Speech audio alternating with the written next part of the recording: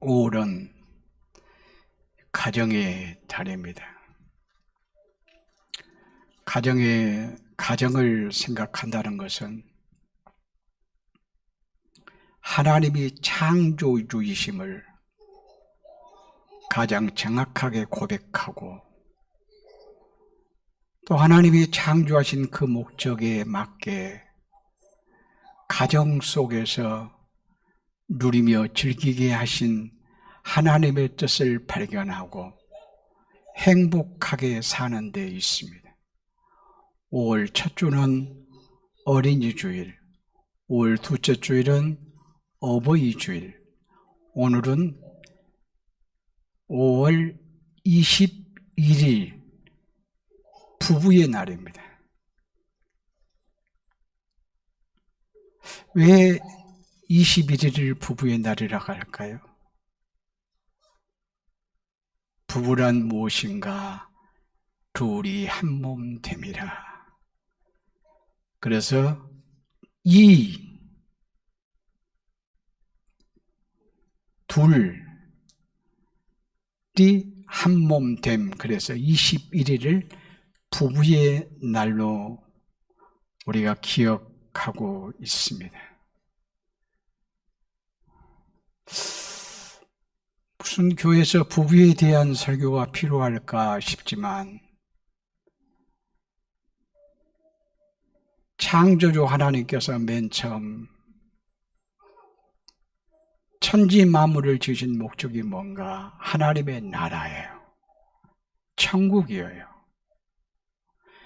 이 하나님의 나라 천국을 경험하고 살아갈 수 있는 현상을 밝히 보여주셨으니 그것이 무엇인가? 가정이에요.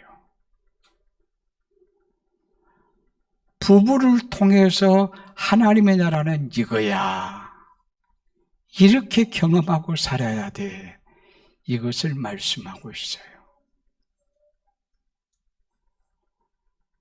특별히 죄로 말미암아 타락한 우리를 위해서 독생자 예수 그리스도 안에 다시 회복시켜 주셨어요. 회복시켜 주신 것은 하나님의 형상 회복이고 하나님의 나라 회복이라고 말씀할 수 있을진데 그리스도 예수 안에서 하나님을 창조주로 고백한다면 가정 안에서 부부의 관계는 대단히 중요해요. 하나님의 나라가 무엇인가요? 천국이 무엇인가요? 그러면 그리스도 안에서 교회 말할 수 있어야 되고 하나님이 창조주라고 고백하면 가정이라고 말할 수 있어요. 그래서 가정은 천국이어야 돼요. 오늘 그것을 말씀하고 있습니다. 가정은 하나님이 세우셨어요. 처음 가정 이야기에서 우리가 확인할 수 있는 것은 오늘 본문의 말씀에서도 하나님이 하와를 아담에게 이끌어 오시니라고 말씀하셨어요. 이것을 마태복음 19장 6절 말씀에서는 우리 예수님께서 하나님이 짝지어 주셨다라고 말씀하세요. 그러니까 하나님이 하와를 이끌어 오셨고 하나님이 짝지어 주셨다는 의미에서 우리의 부부됨은 하나님께서 하십니다. 이것을 먼저 우리는 인정해야 돼요. 아니요, 나 결혼 너무 잘못한 것 같은데요. 아니, 나 심각한 문제가 있는데요. 심각한 문제는 배우자가 있는 것이 아니라 자신에게 있어요.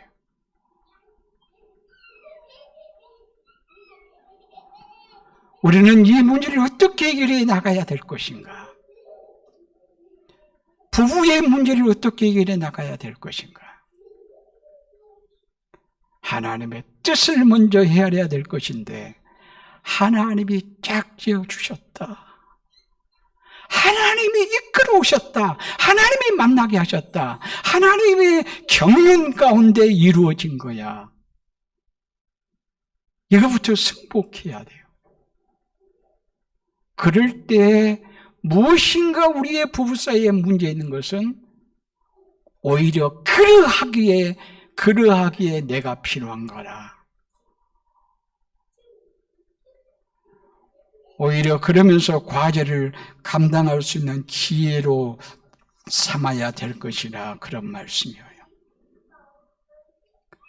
하나님이 천지 만물을 주시고 매일매일 하나님께서 감탄하세요. 보기에 좋구나. 보기에 좋구나. 그런데 6일째 되던 날 하나님 보시기에 좋지 못한 것이 있었어요.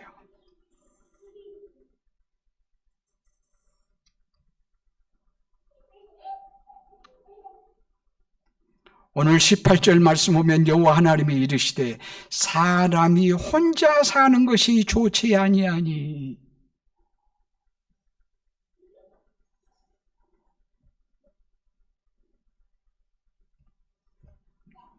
여기에서 인간이 어떤 존재인가를 분명히 말씀하고 있어요. 어떤 존재인가요? 혼자 살 수 없는 존재라. 함께 사는 존재다. 사회적인 존재다. 더불어 사는 존재라 라고 하는 진리를 우리에게 말씀하고 있어요. 어떤 사람이 굉장한 능력이 있어. 대단하게 잘났어요. 똑똑해요. 모든 것을 다 가졌어요. 그러나 혼자라면 그건 아무 의미가 없는 거예요. 늘 관계성 속에서 그 능력은, 그 재능은, 그 대단함은 필요한 것이고 결국은 관계성이란 말은, 필요하다는 말은 하나님이 내게 주신 것 섬기도록 주셨다.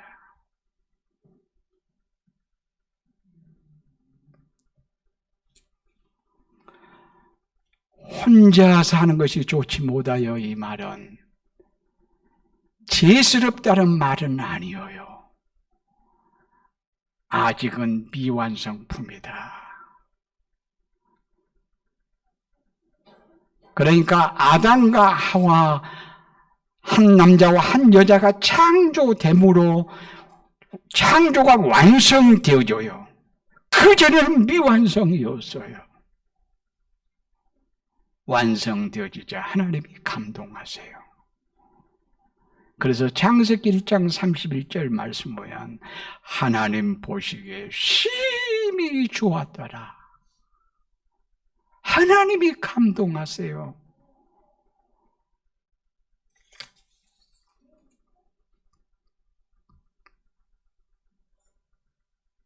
무엇을 보고? 부부를 지으시고 부부됨을 보고. 그러면 부부란 무엇일까요?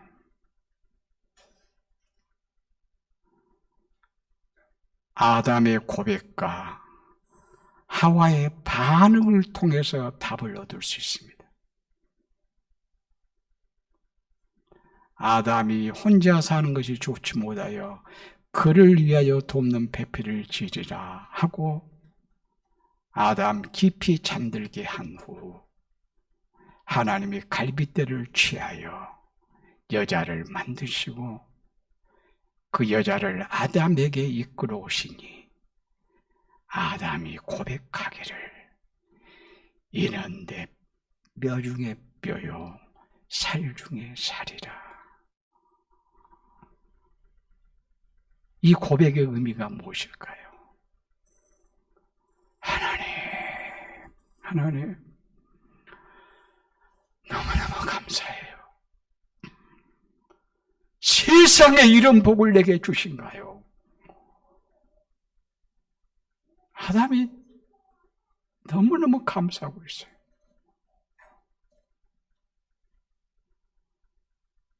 그리고 하와를 향해서 그 고백은 당신은 나야.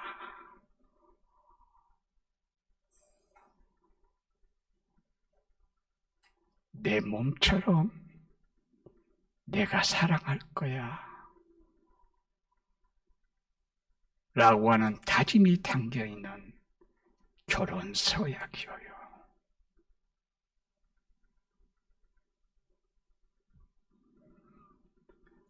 그러자 하나님이 너무너무 좋아하시면서 남자가 부모를 떠나 여자와 둘이 한 몸을 이룰지니라. 24절에 그렇게 말씀해요.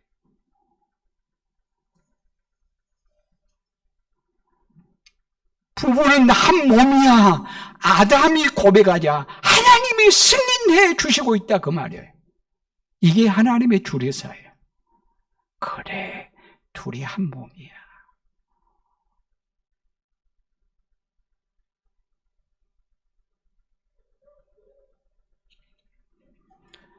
아담의 고백을 들은 하와 얼마나 행복했을까? 얼마나 행복했을까? 세상에 멋진 한 남자가 자기를 향해서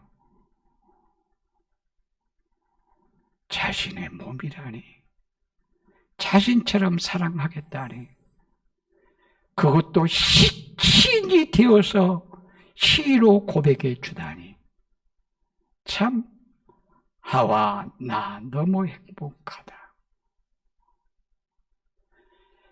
그런데 아담 하와보다도 고백을 듣는 하와보다도 그 고백을 할 수 있는 아담은 더 행복했으리라. 창조 이래 이는 내 뼈 중에 뼈요 살 중에 살이라고 고백한 이 시보다, 이 아름다운 이 노래보다 더 아름다운 시와 노래가 없을 것이기에, 아니 타락전에 하나님께서 아담에게 탁월한 지성을 주셨고 그 시적인 재능을 주셨는데 하와는 시적인 존재로 만드셨고요, 하나님이 시적인 존재로 만드신 자를 시인 되어서 제대로 고백하고 있으니 아담 얼마나 행복했을까? 아담보다 더 행복한 자가 있었다면 하나님, 아담, 내가 너에게 준 탁월한 지성을 제대로 발휘하구나. 하와, 너 행복하는 모습 보니 내가 지은 그 의도에 합당하구나. 아담, 하와 얼마나 행복했을까? 하나님은 우리에게 부부 사이에 이와 같은 고백을 하고 살기를 원하세요. 최근에 제 설교 준비하다가 고백한 내용 하나 공개할까요? 룻기서 마지막 부분을 보면요, 룻기서 마지막 가지고 설교를 했죠. 제가 한 석주, 넉주 전쯤에 설교했어요. 근데 룻기서 3장 말씀 보면 보아스가 룻을 향해서 뭐라고 얘기하죠? 현숙한 아내라고 얘기해요. 현숙한 여자라고 말해요. 현숙한 여자. 그런데요, 우리 성경에는 룻기서 앞에 사사기가 나와 있는데 히브리어 성경에는 룻기서 앞에 잠언서가 나와 있어요. 잠언서는 지혜서예요. 그러면서 잠언 31장 마지막 부분에 보면 현숙한 여인을 보았느냐, 현숙한 여인을 찾고 있어요. 현숙한 여인이 그 다음 성경 룻기서에서 보아스를 통해서 룻은 현숙한 여인이라 이렇게 말씀해요. 또 현숙한 여인이 누굴까요? 제 나름대로 생각해 봤어요. 제 나름대로 생각해 볼 때 현숙한 여인은 성경에 나와 있는 예수님의 어머니 마리아다. 예수님의 어머니 마리아가 참 현숙하다. 그러면 또 현숙한 사람은 누굴까요? 살아있는 존재로 얘기한다면 제 아내다. 그래서 제 아내에게 제가 그렇게 했죠. 잠언서에 현숙한 여인을 찾고 있는데 룻을 통해서 나타내 보여주시네. 근데 나는 직접 경험하고 있어. 당신만큼 현숙한 여인을 볼 수가 있으리.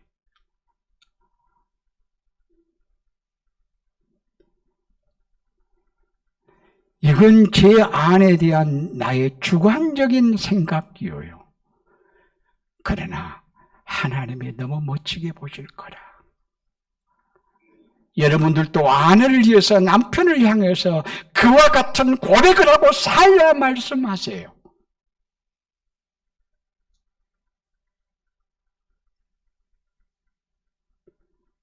이 지금 자연, 우리 교회 환경 얼마나 아름다운가요? 여러분의 작품이에요. 하나님께서 여러분을 통해서 이런 작품들을 만들어 가세요. 아름다움의 작품들. 제 아내가 어제 철쭉 사이에서 사진 하나 찍어달라고. 사진 찍자고. 찍으면서 철쭉이 아름답게 핀다는 것은 당신으로 인해서야. 당신이 없으면 어찌 철쭉이 꽃 정도겠지만 당신이 있으니까 주인이 있는 것 같지 않아. 자연 만물의 주인 하나님이 맡기셨으니 누리게 하셨으니 우리는 이보다 더 진한 고백이라도 주관적으로 부부 사이에서 할 수 있으면 참 아름다워요.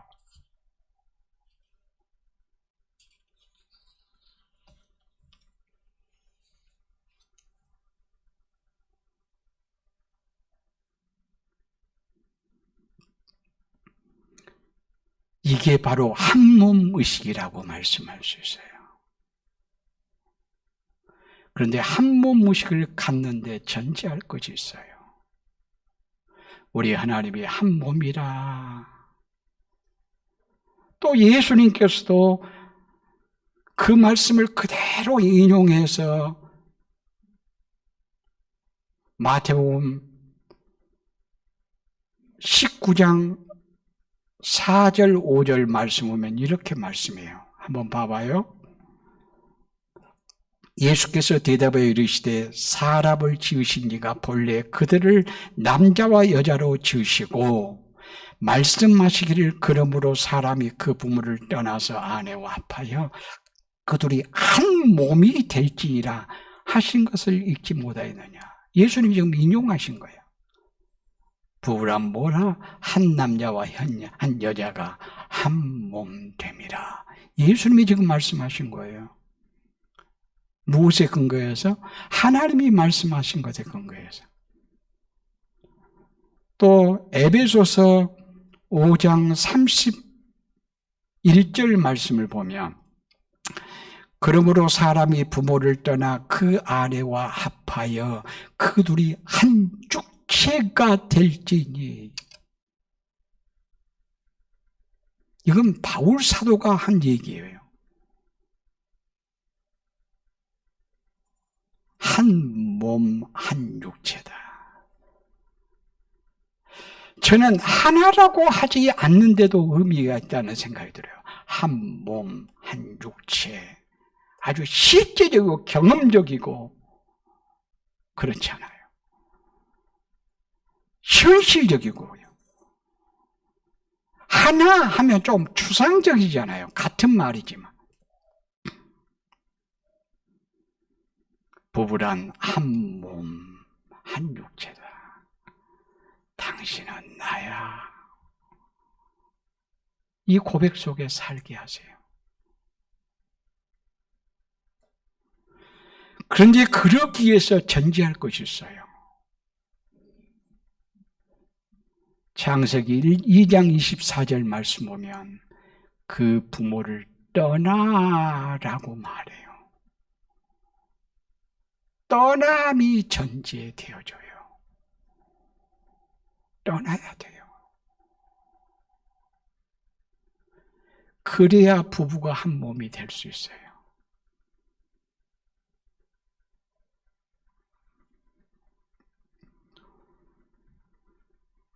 우리나라는 효 중심의 문화였습니다. 이제까지 주교적인 사상에 의해서. 효 중심의 문화란 말은 부모 중심의 문화였다 그 말이에요. 부모 중심. 근데 가정은 부모 중심이 아니에요. 부부 중심이지. 부모 중심의 문화이다 보니까 며느리들이 얼마나 힘들었는지 시집살이를 지독하게 했습니다. 이것이 유교 전통의 효문화라고 말할 수 있어요.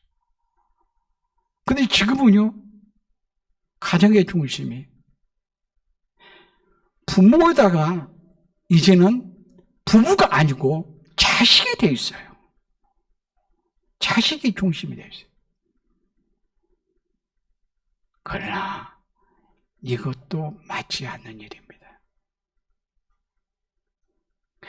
진정한 효도는 부부 중심일 때 진정한 효도가 가능하고, 진정한 자식 사랑, 자식 양육, 자식 유산은 부부 중심일 때 진정한 자식 사랑이 가능해요. 여기 성경의 가르침이에요. 왜? 부부는 한 몸이기 때문에. 부모를 떠나라고 이렇게 말씀해요.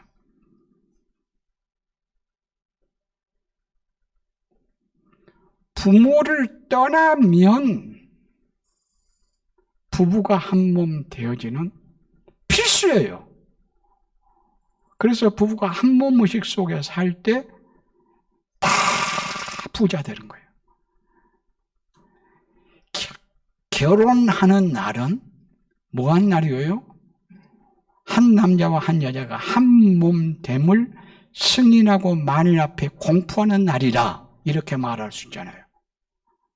이것은 최상의 부자 되는 날이에요.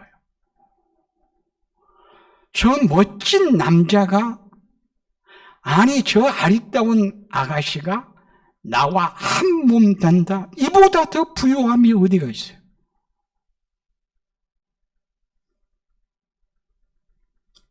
또한 멋지게 양육받았던 저 멋진 남자가 한 남자가 내 아들 되는 순간이에요.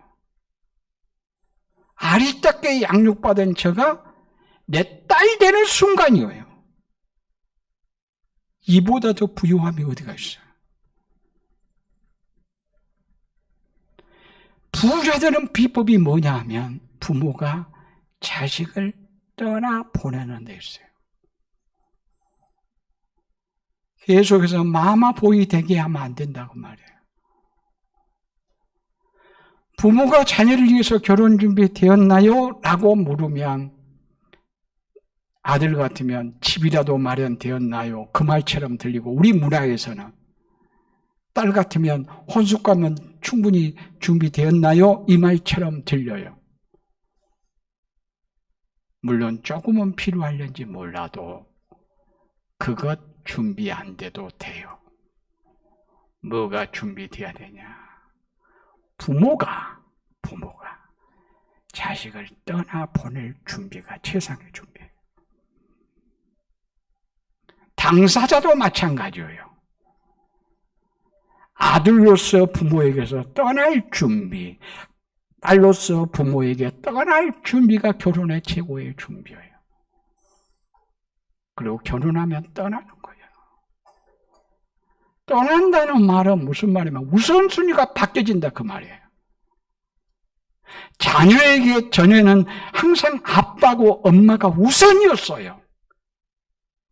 그런데 이제는 아내가 우선이고 남편이 우선이어야 돼요. 아빠, 엄마 없이는 못 살아야 되는 것이 아니고 내 아내, 내 남편 없이는 못 살겠다라고 하는 고백이 나와야 아빠, 엄마의 생일은 기억을 못 하더라도 내 아들과 내 남편의 생일을 기억할 정도 되어야 우선이 바뀐 거예요. 물론 부모의 생일을 부모를 버리고 생일도 기억 안 하고 꼭 그러라는 말이 아니라 우선 순서가 바뀌어야 된단 말이에요.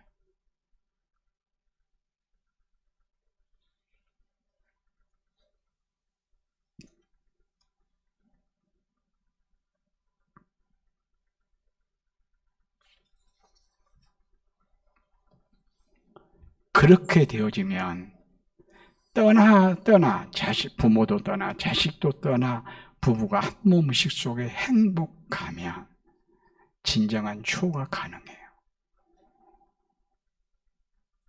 효하는 방식은 여러 가지 방식이 있을 거예요. 여러 가지 방식이 있는데 효하는 방식 중에 한 가지 부모를 모시고 사는 거야. 우리 가정은 가정에서 그거라고 얘기를 합시다. 꼭 같이 살아야만이 효다는 말이 아니고 우리 가정에 우리의 형편에서는 부모하고 같이 살아야 돼. 그러려면 그 자격이 무엇으로 증명해야 되냐면 재산이 많이 있어야 되고 돈이 많이 있어야 되고 큰 집이 있어야 되고 좋은 차가 있어야 되고 그게 아니고 그 준비도 역시 부부가 한 몸무식 속에 살 때 그러니까 아내가 남편을 위해서 남편이 나를 자신의 몸처럼 사랑한다 감동되어 살 때 부모를 모시고 살아야 돼요. 그러니까 나는 부모님하고 없이는 못 살아요. 부모가 가장 우선이에요. 이런 자식하고 같이 살면 그 가정에는 왕따가 생겨요. 불행해요. 그러나 나에게는 아빠, 엄마보다도 내 아내가, 내 남편이 가장 우선이에요. 고백하면 마음이 상할지라도 혹은 상할지라도 그런 마음이면 이해해야 진정한 조도가 가능하다고 말해요. 자식 사랑도 마찬가지예요. 자식들이 말하기를 이 세상에 우리 아빠처럼 우리 엄마처럼 자식을 사랑하는 부모는 없다. 우리 아빠, 우리 엄마 너무너무 자식을 사랑한다. 그러나 우리 아빠는 우리 엄마는 자신의 배우자가 더 좋은가 봐. 이 고백이 아이들에게 나와야 돼요. 그러니까 아빠로서 자식을 가장 사랑하는 방식은 아이에게 어떻게 잘해줄 것인가가 아니라 아내를 자신처럼 사랑하는 데 있어요.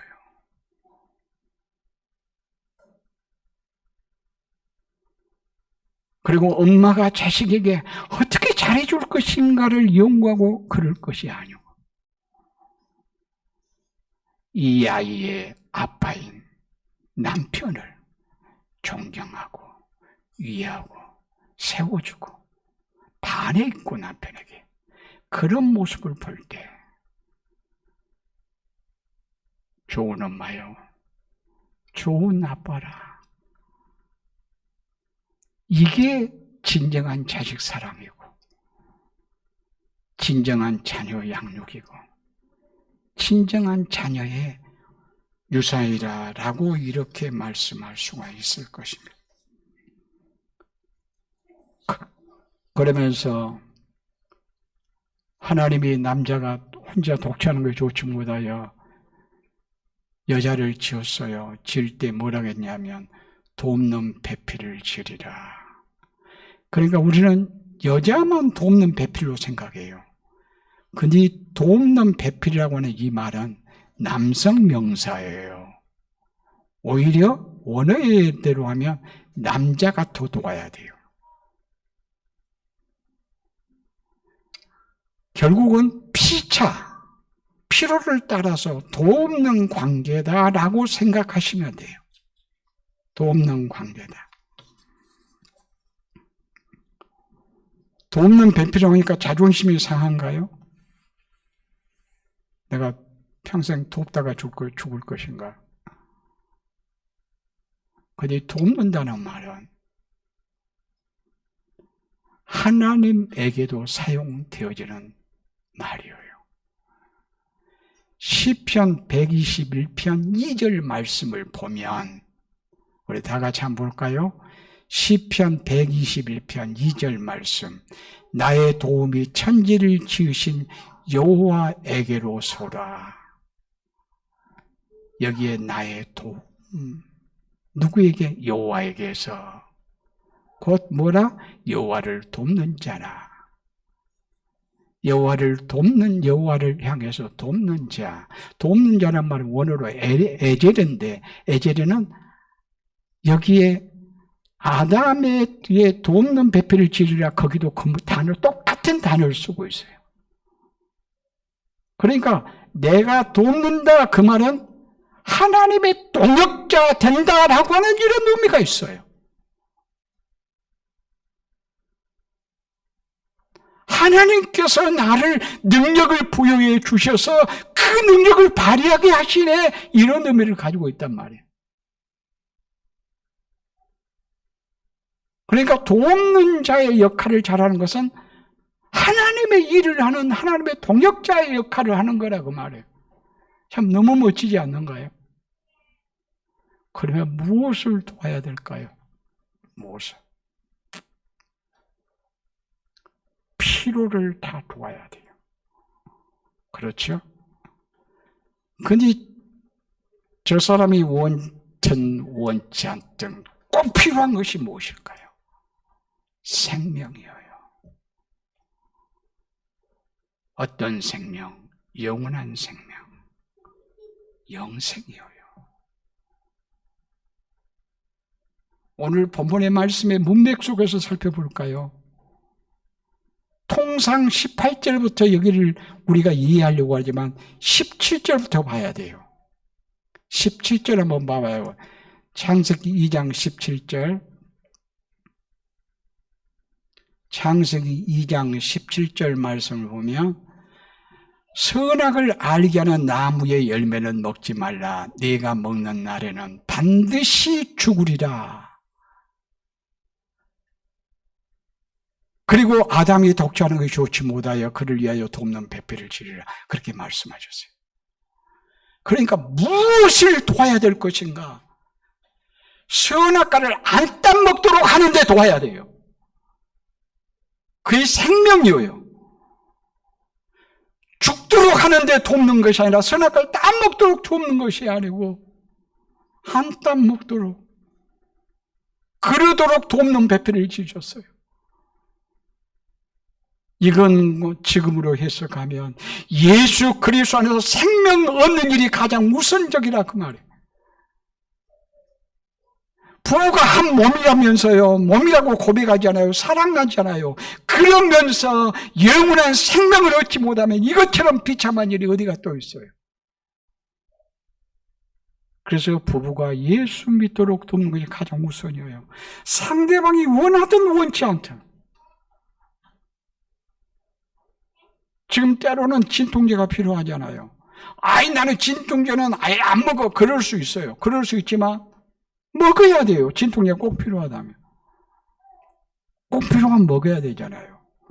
그러듯이 나는 예수 믿을 필요 없어. 그렇게 말할지라도 영적으로는 필요 없는 존재가 없어요.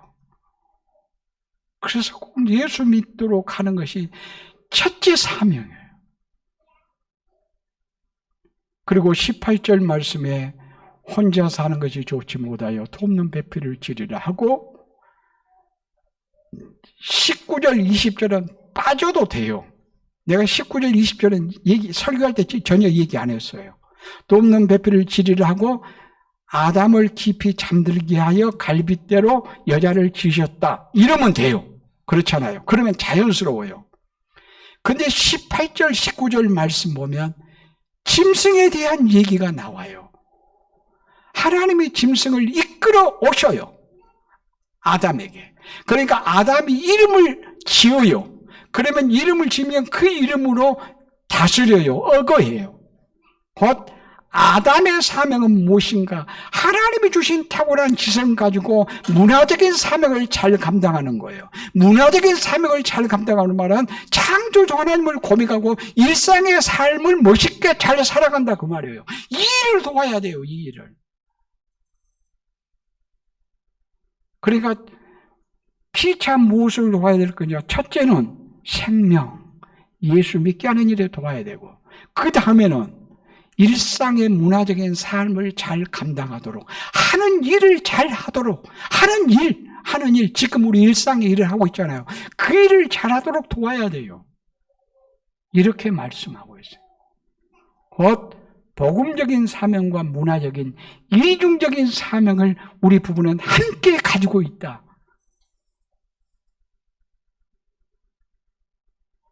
이 말씀 붙잡혀서 부부의 행복을 끊임없이 고백하며 우리 부부 사이에 시인들의 합창이 나오도록 그래서 늘 하나님께 감사와 찬양이 있고 부모에게는 효도하고 자녀는 바르게 양육하고 축복하는 우리의 가정들이 되어줄 수 있기를 바랍니다.